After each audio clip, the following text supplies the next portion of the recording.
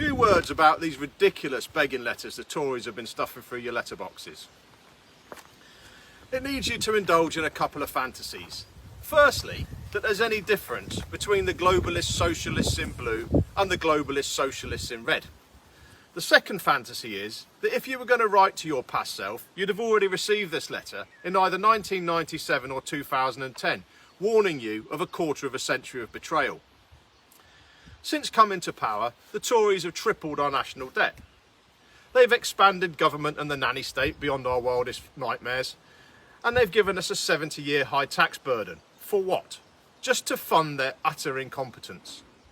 They've promised us beneficial, net skilled migration in the tens of thousands. But what they've actually given us is mass uncontrolled, unskilled immigration amounting to 10 million in the last 14 years.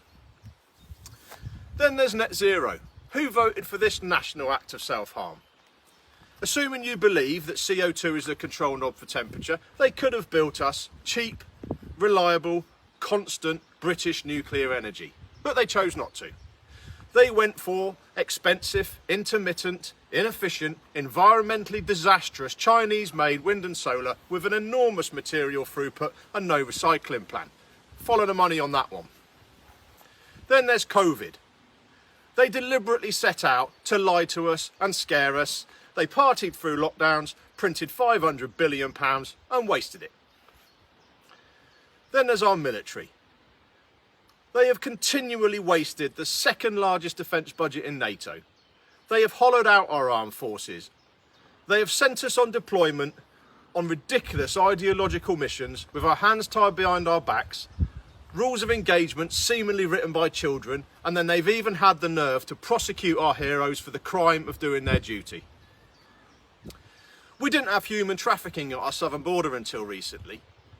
The Tories didn't have the spine to nip this in the bud. They've completely lost control of it, and now they have absolutely no idea what to do about it. Rwanda is an absolute farce. Ignoring the implications for national security of this amounts to gross negligence. This letter suggests that all we want is to give them a good kicking. That does not even come close.